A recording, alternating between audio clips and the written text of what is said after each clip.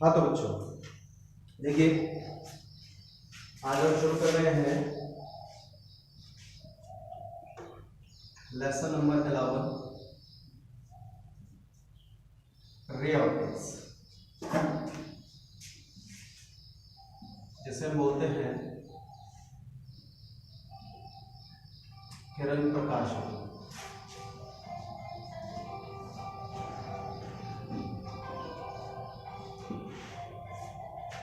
इस लेसन के अंदर सबसे पहले हम पढ़ेंगे प्रकाश के बारे में,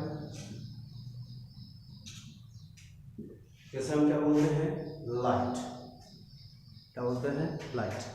तो जैसा कि मैंने आपको लेसन नंबर 12 वेव ऑप्टिक्स पढ़ाया हुआ है, उसमें मैंने आपको प्रकाश की परिभाषा बताई थी और मैंने आपको बताया था कि प्रकाश एक प्रकार की ऊर्जा होती है और जिसका जो संचरण होता है वो ऊर्जा के सूक्ष्म कणों के रूप में होता है। आ रही बात समझ में? और जनरली किसी भी एनर्जी सोर्स से निकलने वाले या एनर्जी के जो पार्टिकल्स हैं संचित होने के पश्चात जिस किसी वस्तु पर जाकर गिरते हैं, सबसे पहले हमारी आँख की रेटिना पर आकर गिरते हैं, तो आँख की रेटिना को क्या करते हैं, उत्तेजित करते हैं, जिससे दृष्टि संवेदना उत्पन्न होती है। उसके पश्चात जैसे ही ये कण किसी वस्तु पर जाकर गिरेंगे तो वह वस्तु हमें दिखाई देने लगती है और ऊर्जा के कणों की यही घटना क्या कहलाती है? प्रकाश। तो देखिए, सबसे पहले बना प्रकाश, उसके बाद आपको केवल एक बात याद रखनी है कि ऊर्जा के कणों से बन रहा है प्रकाश। ठीक है, एक मिनट।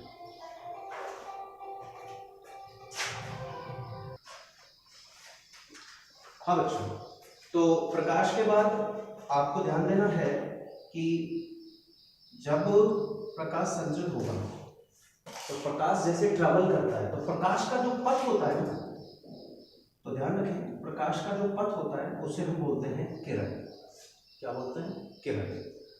तो सबसे पहले आपने पढ़ा प्रकाश, प्रकाश की डेफिनेशन आपने पढ़ी कि प्रकाश किसे कहते हैं। उसके बाद आपने देखा कि प्रकाश का जो पथ होता है उसे हम क्या कहते हैं? किरण।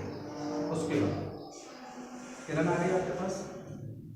अब इन किरणों का जो समूह होता है, या जैसे हम कह सकते हैं ग्रुप ऑफ रेज, ठीक है, इन किरणों का जो समूह होता है उसे हम कहते हैं किरण पुंज, या जिसे हम प्रकाश पुंज भी कहते हैं। क्या कहते हैं? प्रकाश पुंज। आगे बात समझ में? तो देखिए, एक चेन सिस्टम बन चुका है। सबसे पहले आपने पढ़ा प्रकाश, उसके बाद आपने देखा कि जो प्रकाश है उसका जो पथ है वो किरण कहलाता है। उसके बाद आपने देखा किरणों का जो समूह है यानी कि ग्रुप ऑफ रेज, उसे हम किरण पुंज कहते हैं या क्या कहते हैं? प्रकाश पुंज कहते हैं जनरली। इसके बाद आपको एक छोटी सी बात अपने दिमाग में रखनी है, और वो क्या रखनी है कि प्रकाश जब संचरित होता है, प्रकाश जब संचरण होता है या प्रकाश का संचरण होता है, प्रकाश जब संचरित होता है तो वो क्या करता है? ऊर्जा का उत्सर्जन। क्या करता है? ऊर्जा का उत्सर्जन। तो आपको एक बात याद रखनी है कि प्रकाश जब संचरित होता है तो वो ऊर्जा का उत्सर्जन करता है, और सिंपल सी बात है कि इस ऊर्जा का जो संचरण होगा ना, यानी कि प्रकाश से ऊर्जा उत्सर्जित हो रही है, ठीक है, तो इस ऊर्जा का उत्सर्जन प्रकाश के संचरण की दिशा में होगा। किसके दिशा में होगा? प्रकाश के संचरण की दिशा में। आ रही बात समझ में? तो आपने क्या पढ़ा कि भाई प्रकाश संचित हो रहा है, तो प्रकाश के संचित होने से एनर्जी डिस्चार्ज हो रही है, एनर्जी ऊर्जा का उत्सर्जन हो रहा है। अब इस ऊर्जा का जो उत्सर्जन हो रहा है वो कहाँ हो रहा है? जिस दिशा में प्रकाश संचित हो रहा है उसी दिशा में ऊर्जा का क्या होगा? उत्सर्जन होगा। ये जो पूरी फेनोमेना है इसे हम कहते हैं किरण प्रकाश। इसे हम क्या कहते हैं? किरण प्रकाश, की जो कि आपके चैप्टर का नाम है। तो सिंपल सी थिंग हमने पढ़ी। फर्स्ट ऑफ ऑल हमने पढ़ा प्रकाश, प्रकाश किसे कहते हैं, तो मैंने आपको बताया था कि प्रकाश एक प्रकार की ऊर्जा होती है जिसका संचरण छोटे छोटे या सूक्ष्म कणों के रूप में होता है।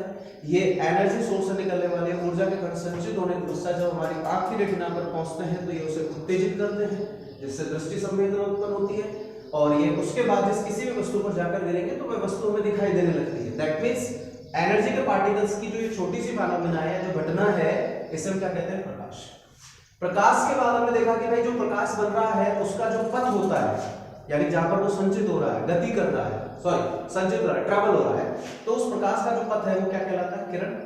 किरणों का समूह किरण पुंज या प्रकाश पुंज कहलाता है। क्लियर?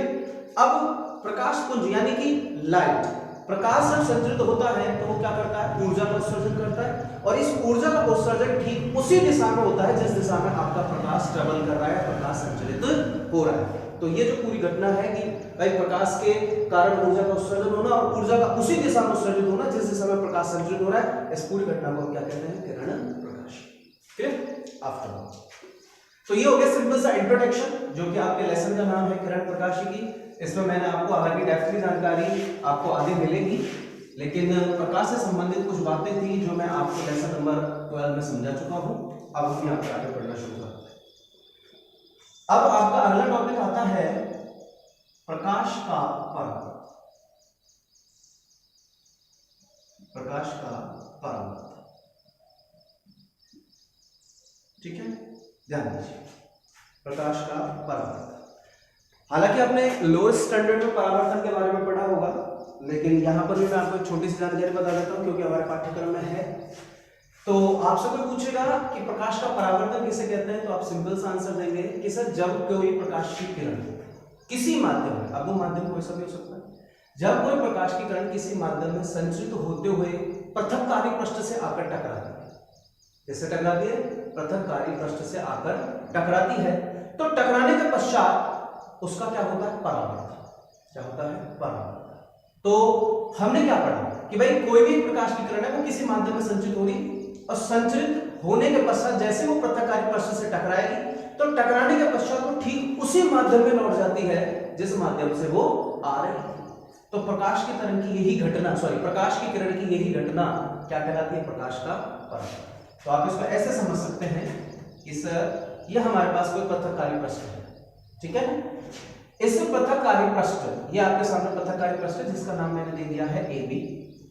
अब ये कोई माध्यम है, अब ये माध्यम कैसा भी हो सकता है, सघन गलत जो भी है, लेकिन मैंने इसको कोई नाम नहीं दिया है, केवल ये कहा है कि माध्यम है, ठीक है।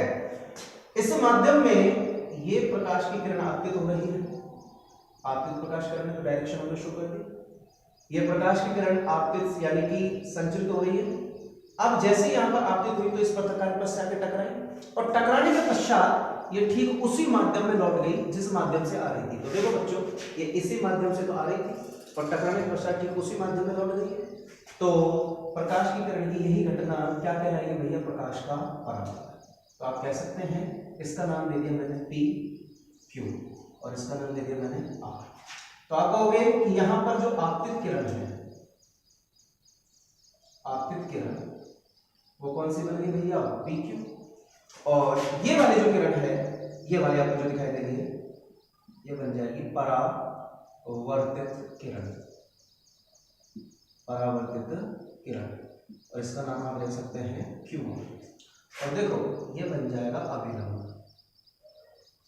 इसका नाम ले दिया हमने N, ठीक है।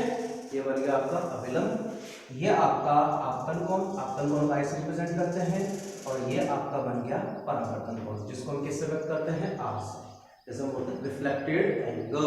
ओके, तो नॉर्मल सी चीज है, आपने 10th क्लास में भी इसके बारे में पढ़ा होगा, परावर्तन के बारे में। तो परावर्तन क्या हुआ भैया कि जैसे ही कोई प्रकाश की किरण किसी माध्यम में संचित होती हुई समतल पृथककारी पृष्ठ से आकर टकराती, तो टकराने के पश्चात वो ठीक उसी माध्यम में लौट जाती जिस माध्यम से वो आ रही थी। तो प्रकाश की किरण की यही घटना प्रकाश का परावर्तन कहलाती है, ठीक है। उसके बाद परावर्तन की नियम या परावर्तन के नियम, या जैसे आप कह सकते हैं शर्त, ठीक है। एक ही बात को शुरू करो। देखो एक बात हमेशा याद रखना कि परावर्तन की घटना में आपतित किरण, परावर्तित किरण और अभिलंब, ध्यान रखना इस चीज को। परावर्तन की घटना में आपतित किरण, कॉमा परावर्तित किरण एवं अभिलंब, एवं अभिलंब, आपको तीनों के तीनों दिख रहे होंगे, आपतित, परावर्तित और अभिलंब। ये तीनों के तीनों एक ही तल में स्थित होते हैं। किसमें स्थित होते हैं बच्चों? एक ही तल में स्थित होते हैं। और दूसरा, परावर्तन की घटना में आपतन कोण जो होता है ना, वो परावर्तन कोण के कैसा होता है, बराबर। फॉर एग्जाम्पल जितने डिग्री का एंगल यहाँ पर बन रहा है ना, उतने ही डिग्री का एंगल कहाँ बनेगा, परावर्तन में बनेगा। तो हम कह सकते हैं कोण आई बराबर कोण आर। याद कीजिए, आपको लेसन नंबर 12 में मैंने आपको हाइगेन्स के तरंग सिद्धांत से परावर्तन की व्याख्या को पढ़ाया था, आपने देखी होगी मेरी वीडियो। तो उसमें मैंने सिद्ध कराया था कोण आई इज इक्वल टू कोण आर। तो यही तो क्या है, परावर्तन की शर्त है। क्लियर। तो परावर्तन की घटना में मैंने आपको बताया था, या परावर्तन के जो नियम है वो आप याद रख सकते हैं कि भाई परावर्तन की घटना का आपतित, परावर्तित और अभिलंब तीनों एक ही तल में स्थित होते हैं, और आपतन कोण परावर्तन कोण में कैसा होता है, बराबर। ठीक है। आप इसके बाद हम पढ़ते हैं परावर्तन के प्रकार, the types of the reflection. परावर्तन के प्रकार, ध्यान दें बच्चों, परावर्तन दो प्रकार का होता है। नंबर 1 नियमित परावर्तन और नंबर 2 विसरित परावर्तन। तो परावर्तन कितने प्रकार का हो गया, दो प्रकार का। कौन कौन सा, पहला नियमित और दूसरा विसरित। माइनर से चेंज है दोनों में, तो आपको मैं दोनों को ही समझा देता हूं क्लियरली, ध्यान दीजिएगा। सबसे पहले हम पढ़ते हैं नियमित परावर्तन को। तो अगर आपसे कोई पूछेगा कि नियमित परावर्तन कहते किसे हैं, तो आपके पास क्या आंसर होगा, आप कहोगे कि सर नियमित परावर्तन एक ऐसा परावर्तन होता है जिसमें आपतित किरणें परावर्तित होने के पश्चात एक निश्चित दिशा में क्या करती हैं, गमन करती हैं। ठीक है। और विसरित परावर्तन क्या हुआ, विसरित परावर्तन एक ऐसा परावर्तन होता है जिसमें आपतित किरणें परावर्तित होने के पश्चात भिन्न भिन्न दिशाओं में क्या हो जाती हैं, विक्षेपित हो जाती हैं, भिन्न भिन्न दिशाओं में चली जाती हैं। क्लियर। तो इनका डायग्राम मैं आपको बना के समझा देता हूं। जैसे कि मान लीजिए ये पृथक्कारी पृष्ठ है, ये पहले आपतित किरण नियमित परावर्तन में ये इधर चली गई, ये दूसरी आपतित किरण ये भी एक निश्चित दिशा में चली गई, ये तीसरी आपतित किरण ये भी एक निश्चित दिशा में चली गई। तो according our definitions we will say that now कि नियमित परावर्तन कैसा परावर्तन हुआ, एक ऐसा परावर्तन हुआ जिसमें आपतित किरणें परावर्तित होने के पश्चात एक निश्चित दिशा में गमन करती है। ठीक है ना। उसके बाद विसरित परावर्तन। विसरित परावर्तन में क्या होता है भैया कि जो आपतित किरणें होती हैं ना, वो परावर्तन के पश्चात भिन्न भिन्न एंगल पर, भिन्न भिन्न डायरेक्शंस में क्या कर जाती है, मूव कर जाती है। तो आप देखेंगे सर ये बन गया हमारे पास पृथक्कारी पृष्ठ, ये पहले आपतित किरण, ठीक है ना, ये चली गई इधर, ये दूसरी, ये चली गई इधर, ये तीसरी, ये चली गई इधर। तो आप देख सकते हैं कि एंगल के साथ साथ हमारे पास यहाँ पर डायरेक्शन से चेंज हो रही है, नहीं हो रही है। ये हो गया नियमित और ये हो गया विसरित। तो ये हो गया छोटा सा फेनोमेना मैंने आपको बताया है परावर्तन का। तो सबसे पहले आपने पढ़ा है परावर्तन क्या होता है, परावर्तन के नियम क्या होते हैं, जिससे आप शर्त कह सकते हैं। उसके बाद टाइप्स ऑफ रिफ्लेक्शन, परावर्तन के प्रकार। परावर्तन आपने देखा दो प्रकार के, कौन कौन सा, नियमित और विसरित, दोनों के दोनों जो मैं आपको बता चुका। ओके, अब अकॉर्डिंग अवर सिलेबस हम बात करते हैं कि हमारा जो अगला टॉपिक आता है वो आता है दर्पण। ठीक है, क्या आता है, दर्पण, जिसे हम बोलते हैं मिरर।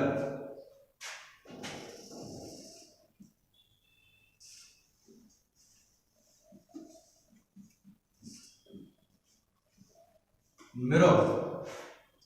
तो दर्पण, सबसे आपसे कोई पूछे, सबसे पहले आपसे कोई पूछे कि दर्पण है क्या चीज, तो देखो परावर्तन की घटना पर ही आधारित होता है दर्पण।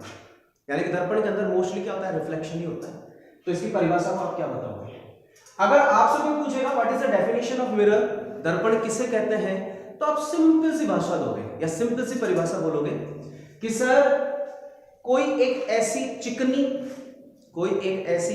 या समतल सतह, कोई एक ऐसी चिकनी या समतल सतह जो अपने ऊपर आपतित होने वाले प्रकाश के अधिकांश भाग का लगातार क्या कर देती है, परावर्तन कर देती है।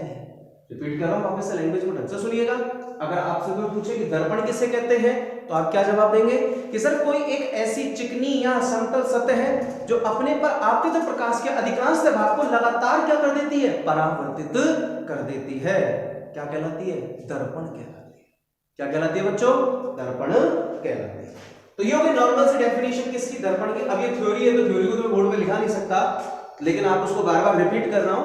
तो उम्मीद कर रहा हूं कि आप इतना फास्ट में नहीं बोल रहा हूं, मैं धीरे बोल रहा हूं, नोट भी कर सकते हैं। अगर आपसे कोई पूछे दर्पण किसे कहते हैं तो आप सिंपल सा आंसर देंगे कि सर कोई एक ऐसी चिकनी या समतल सतह जो अपने पर आपतित प्रकाश के अधिकांश भाग को लगातार क्या कर देती है, परावर्तित कर देती है, क्या करा देती है, दर्पण। ओके, इसके बाद नेक्स्ट पार्ट आता है द टाइप्स ऑफ मिरर, दर्पण के प्रकार। दर्पण के प्रकार देखो बच्चों, दर्पण दो प्रकार का होता है। नंबर एक गोलीय, जिसको हम बोलते हैं स्फेरिकल मिरर, ठीक है ना। नंबर एक गोलीय दर्पण और नंबर दो समतल दर्पण। तो हमने देखा, हमारा टॉपिक है दर्पण के प्रकार, तो हमने पढ़ा कि भाई दर्पण दो प्रकार का होता है, नंबर एक गोलीय और नंबर दो समतल। क्लियर? तो अब हम बारीकी से पढ़ेंगे। हमारे सिलेबस में है गोलीय दर्पण, समतल है नहीं। समतल दर्पण के द्वारा परावर्तन है, उसको मैं बाद में पढ़ाऊंगा, पहले हम पढ़ेंगे गोलीय। क्लियर? तो गोलीय दर्पण के बारे में हम पढ़ते हैं, तो स्टार्ट करते हैं। अगर आपसे कोई पूछेगा कि गोलीय दर्पण है क्या चीज,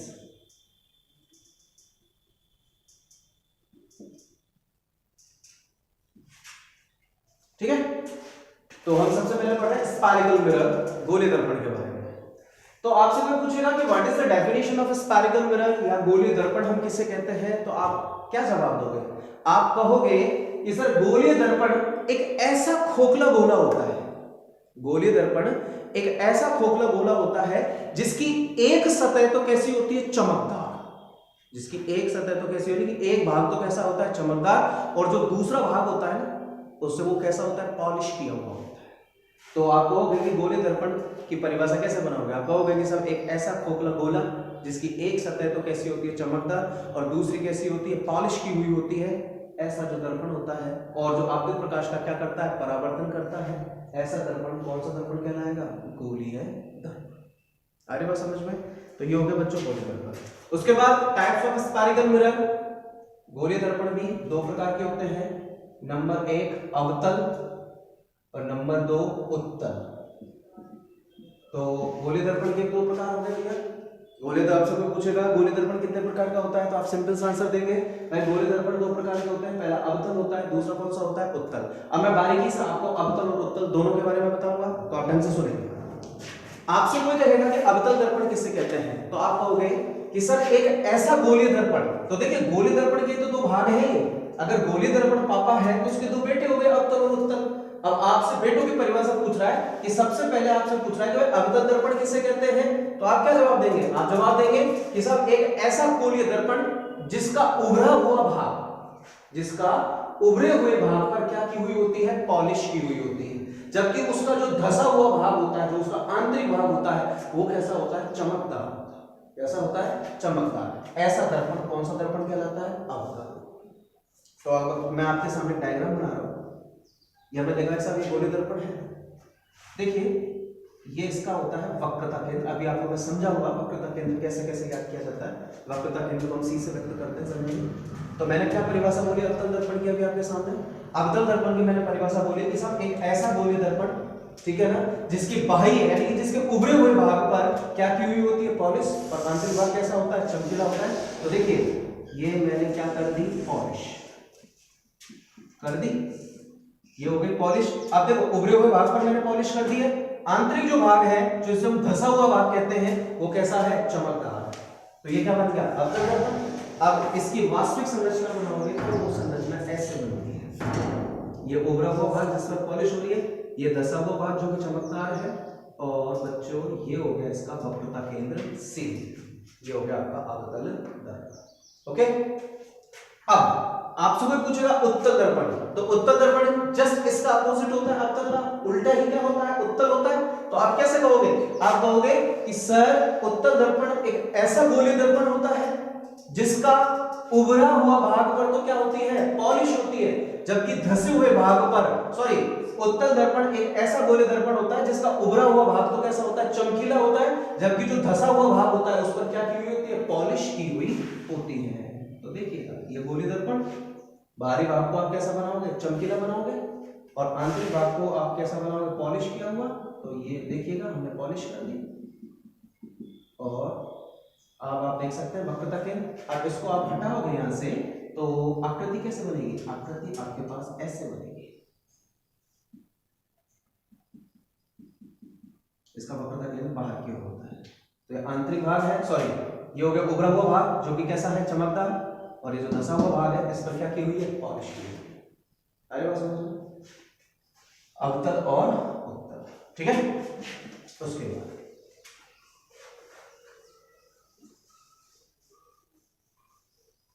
अब नेक्स्ट जो हमारा टॉपिक आता है वो है दर्पण से रिलेटेड ही, दर्पण से संबंधित कुछ महत्वपूर्ण तथ्य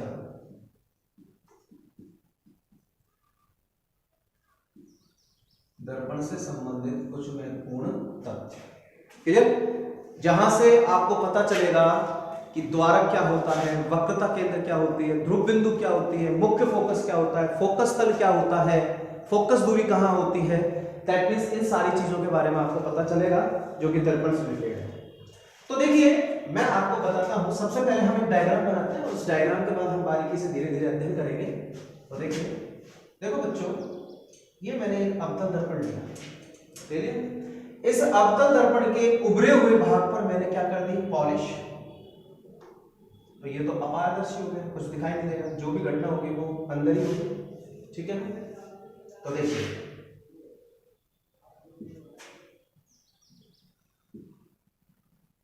यहां से प्रकाश किरण है जो मुख्य अक्ष के समांतर आ गई, ये टकराने के पश्चात पॉइंट O से होकर गुजरी। अभी समझाऊंगा ये P का C का सबका मतलब क्या है।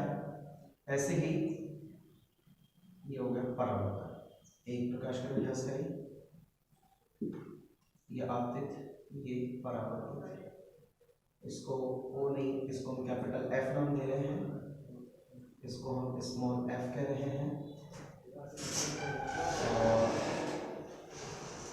ये मैं आपको नाम लिख देता हूँ प्रॉपरली, ये हो गया अवतल दर्पण, ठीक है। अब कुछ चीजें हैं, मैं आपके सामने नाम लिख रहा हूं। सबसे पहले नंबर 1 द्वारक, नंबर 2 ध्रुव बिंदु, नंबर 3 वक्रता केंद्र, नंबर 4 वक्रता त्रिज्या, नंबर 5 मुख्य फोकस, नंबर 6 फोकस तल, नंबर 7 फोकस दूरी। गुरुजी ये 7 चीजें हैं, कैसे कैसे हम इनको याद रखेंगे या किसी भी डायग्राम में हम आइडेंटिफाई कैसे करेंगे कि कहां द्वारक है, कहां वक्रता केंद्र है, कहां वक्रता त्रिज्या है, एसेट्रा एसेट्रा जो भी है, अब मैं आपको सिखाऊंगा। अब ये डायग्राम जो मैंने आपके सामने बनाया है, ये कैसे कैसे बना है इसको आप बारीकी से देखते हुए चलिएगा, आपको प्रत्येक टॉपिक का मतलब समझ में आ जाएगा। तो आप देखेंगे कि ये देखिए, ये मैंने लिया अवतल दर्पण, ले लिया, जिसका आंतरिक भाग या धसा हुआ भाग चमकीला होता है और बाहरी भाग पर क्या की हुई होती है? पॉलिश। तो ध्यान रखना, किसी भी अवतल दर्पण या किसी भी गोले दर्पण का जो व्यास होता है, क्या होता है? व्यास। तो मान लीजिएगा अवतल दर्पण क्या है? गोले दर्पण का भाग ही तो है। अब इसका जो व्यास होगा ना, ये व्यास दिख रहा है आपको, ये व्यास, इसका नाम दे दिया मैंने AB। ये जो व्यास होगा ये क्या कहलाता है? दर्पण का द्वारक। अरे बस समझ लो क्या कहलाएगा? दर्पण का द्वारक। तो किसी भी, अब चाहे अवतल के लिए ले लो चाहे उत्तल के लिए ले लो, तो किसी भी दर्पण का जो व्यास होता है वो उसका क्या कहलाता है? द्वारक। तो मैंने यहां पे नाम दे दिया AB। ये क्या बन गया? इसका द्वारक। पहली चीज clear, I hope so clear हो गया वो द्वारक क्या चीज होती है। नंबर 2 ये साफ कर देता हूं, ठीक है। आफ्टर ऑल नंबर 2 ध्रुव बिंदु, ठीक है ना। किसी भी दर्पण का जो मध्य बिंदु होता है, जैसे कि मान लीजिए ये दर्पण है, इसका मध्य बिंदु मैंने मान लिया P, ठीक है। किसी भी दर्पण का जो मध्य बिंदु होता है P, वो उसका क्या कहलाता है? ध्रुव बिंदु। ध्रुव को हम इंग्लिश में बोलते हैं पोलर पॉइंट। क्या बोलते हैं? Polar point. इसलिए हम इसे किससे व्यक्त करते हैं? P से। तो आप देख सकते हैं दो चीजें मैंने आपको बताई है, द्वारक और दूसरा आपको मैंने बताया ध्रुव बिंदु। तो किसी भी दर्पण का जो व्यास होता है वो तो उसका द्वारक होता है, जिसको मैंने AB से शो किया, और किसी भी दर्पण का जो मध्य बिंदु होता है वो उसका क्या होता है? ध्रुव बिंदु होता है, जिसको हमने यहाँ पर P से रिप्रेजेंट किया है। थर्ड, वक्रता केंद्र। ठीक है, किसी भी गोलीय दर्पण का सेंटर्ड पॉइंट या जिसको हम क्या कहते हैं? केंद्रीय बिंदु, वो केंद्रीय बिंदु C, उसका कौन सा केंद्र होता है बच्चों? वक्रता केंद्र होता है। कौन सा केंद्र होता है? वक्रता केंद्र। तो आप देखेंगे C, ये क्या हो गया इसका? वक्रता केंद्र। आ रही बात समझ में? तो किसी भी दर्पण का जो सेंटर्ड पॉइंट होता है उसका क्या होता है? वक्रता केंद्र, जिसे हम किससे व्यक्त करते हैं? C से। हाँ जी, तो देखो बेटा, ये हो गया वक्रता केंद्र। अब वक्रता केंद्र और ध्रुव बिंदु, वक्रता केंद्र और ध्रुव बिंदु को मिलाने वाली रेखा वक्रता त्रिज्या कहलाती है। वक्रता केंद्र और ध्रुव बिंदु को मिलाने वाली रेखा वक्रता त्रिज्या कहलाती है, जिसे हम कैपिटल R से करते हैं। क्लियर? उसके बाद आता है बेटा मुख्य फोकस। मुख्य फोकस को आप कैसे याद रखोगे? देखो, मुख्य फोकस को समझने से पहले आपको एक चीज और पढ़नी पड़ेगी, और वो होता है मुख्य अक्ष। वो होता है मुख्य अक्ष। तो आपसे कोई पूछेगा मुख्य अक्ष क्या है, तो आप कहोगे कि वक्रता केंद्र और ध्रुव बिंदु से होकर गुजरने वाली रेखा। तो वक्रता केंद्र और ध्रुव बिंदु से होकर गुजरने वाली आपको पूरी रेखा दिखाई दे रही है, ये आपका कहलाएगा मुख्य अक्ष। ठीक है, ये हो गया मुख्य अक्ष। अब मुख्य अक्ष आपने पढ़ लिया, अब आप मुख्य फोकस को पढ़ सकते हैं। आपसे कोई पूछेगा बता भैया इसका मुख्य फोकस कहां है, तो आप कहोगे देखिए सर, ये एक प्रकाश की किरण है जो कि मुख्य अक्ष के समानांतर आपतित हो रही है। समानांतर आपतित होने के पश्चात दर्पण से टकराई, टकराने के पश्चात क्या हो गई? परावर्तित हो गई। ठीक है, तो देखिए ये एक प्रकाश की किरण थी जो कि मुख्य अक्ष के समानांतर जा रही है, समानांतर जाने के पश्चात दर्पण से टकराई, टकराने के पश्चात क्या हो गई? परावर्तित। अब ये परावर्तित किरण मुख्य अक्ष को जिस बिंदु पर काटेगी, ये परावर्तित किरण इस मुख्य अक्ष को जिस बिंदु पर काटेगी ना, वही बिंदु आपका क्या कहलाएगा? मुख्य फोकस। क्या कहलाएगा? मुख्य फोकस। ये हो गया आपका मुख्य फोकस। ठीक है, उसके बाद मुख्य फोकस और ध्रुव बिंदु के जो मध्य की दूरी होती है, ध्यान से सुन लेना, मुख्य फोकस और ध्रुव बिंदु के मध्य की जो दूरी होती है उसे हम कहते हैं फोकस दूरी। कौन सी दूरी कहते हैं? फोकस दूरी। और फोकस दूरी को जनरली हम स्मॉल f से व्यक्त करते हैं, बहुत सी किताबों में कैपिटल F से भी व्यक्त किया हुआ है, तो this is it doesn't matter, choice is yours, आप चाहे जिससे व्यक्त कर सकते हैं। तो आपको सबसे पहले पढ़ा मुख्य फोकस, और मुख्य फोकस और ध्रुव बिंदु के जो मध्य की दूरी होती है उसे हम कहते हैं फोकस दूरी। अब हमारा लास्ट एंड फाइनल बच रहा है फोकस तल, तो जरा ध्यान दीजिए, मुख्य अक्ष और मुख्य फोकस के लंबवत गुजरने वाला तल, मुख्य अक्ष और मुख्य फोकस के लंबवत गुजरने वाला तल। तो देखिए बेटा, ये मुख्य अक्ष और यहाँ पे मुख्य फोकस है, इसके लंबवत जो गुजरने वाला ये जो तल है, यानी कि आप इसको ऐसे समझ सकते हैं, मुख्य अक्ष, ये मुख्य फोकस। तो देखो ये मुख्य अक्ष और ये मुख्य फोकस, इसके जो लंबवत गुजरने वाला ये जो तल है, ये क्या कहलाएगा बच्चों? फोकस। ठीक है, तो ये दर्पण से संबंधित कुछ तथ्य हैं जो मैंने आपको बताए हैं। आगामी जानकारी आपको अगली कक्षा में दे दी जाएगी।